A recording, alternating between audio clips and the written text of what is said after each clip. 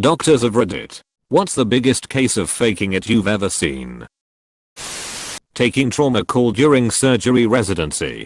Had a prisoner come in after a fight and claimed he couldn't move or feel his legs. All the CT scans and MRIs were normal, but we would shield his legs so he couldn't see them and poke them with needles and other sharp objects. With enough force to cause pain, he never flinched or moved his legs at all. He was diagnosed with severe spinal cord injury without radiographic abnormality. He stayed in the hospital for a week. No improvement. Always had one guard with him.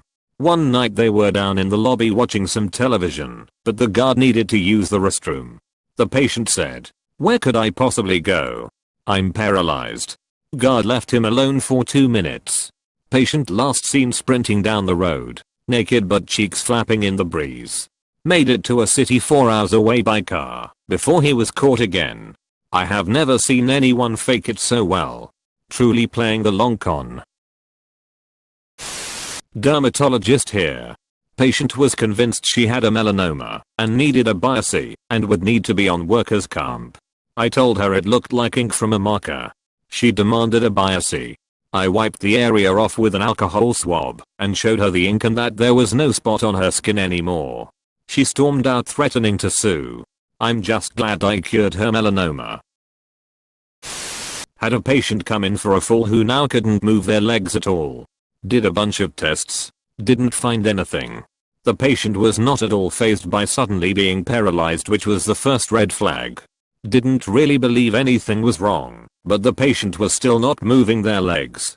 My options are to admit for a huge workup or get them to walk. So I update them saying everything is fine. Tests are negative. You can go home. Patient gets up, gets dressed and walks out without a word. We had a patient faking a seizure, so my supervisor told one of us to get the brain needle.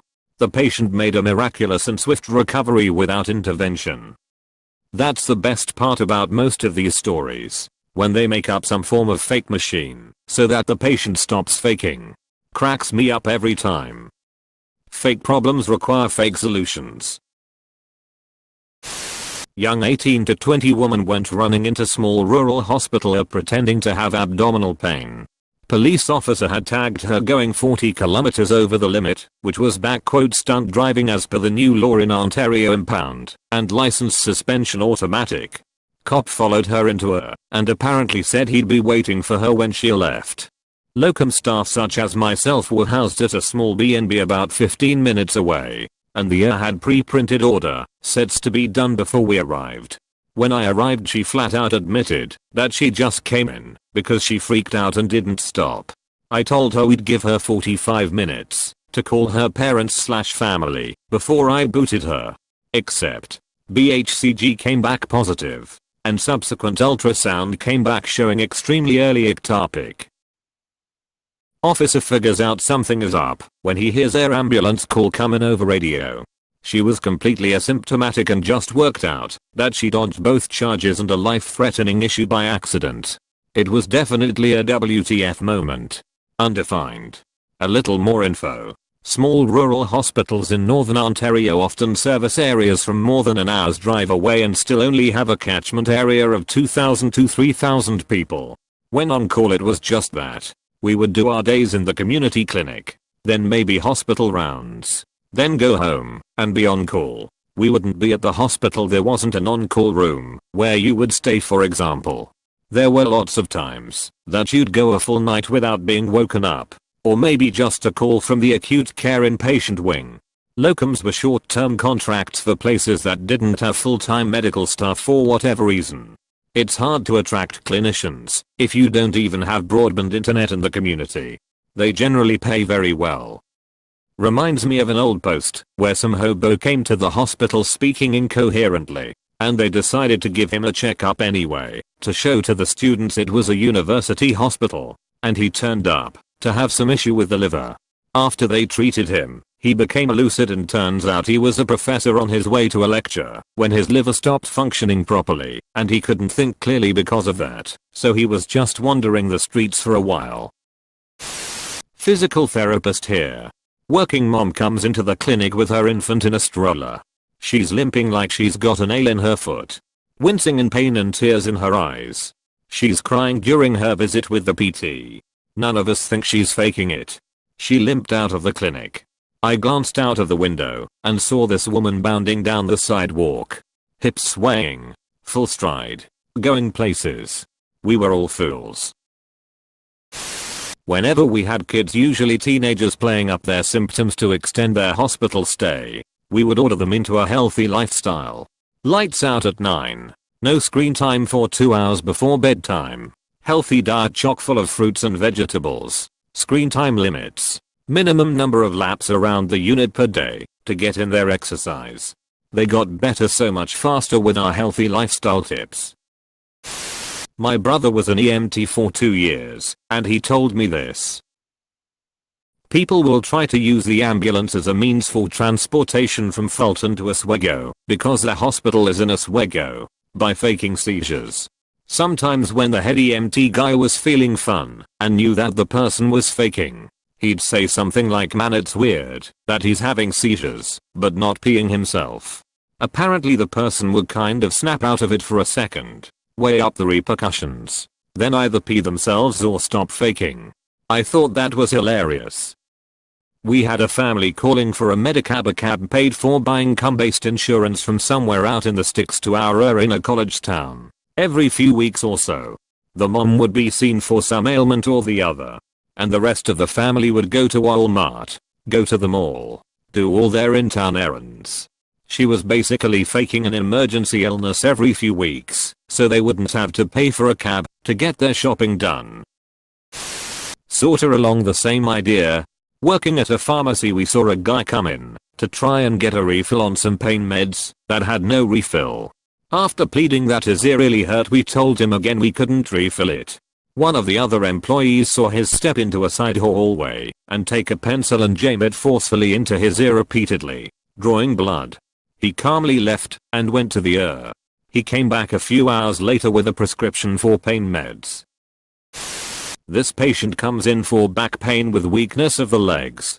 Gets a full workup with MRI, standard blood work, and then some immunological things to look for stuff like myasthenia gravis. No neurological or immunological explanation for the weakness.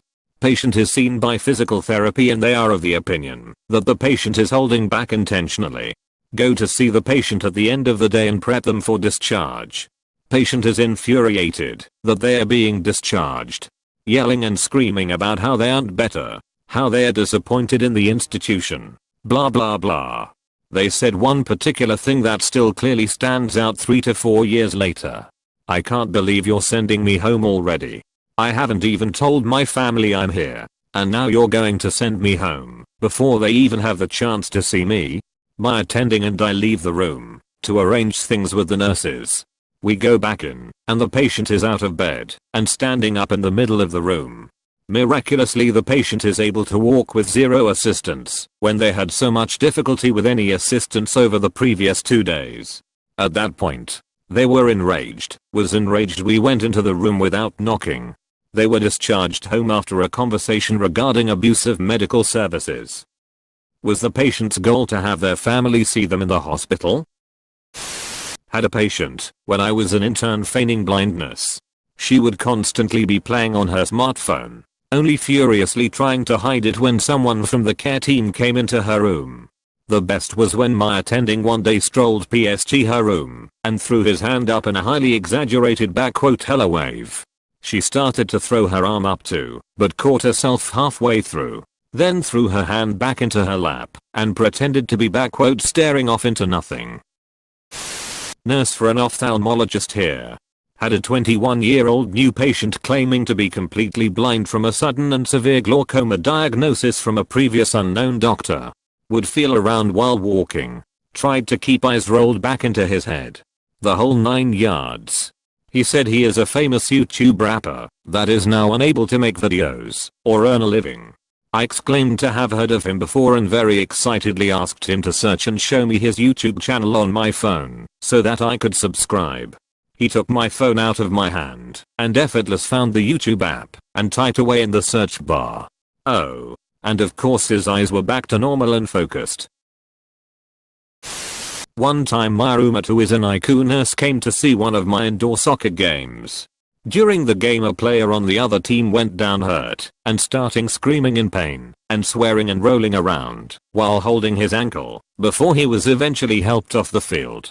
He then limped over to where the fans sat and watched the rest of the game brooding in silence before he left early.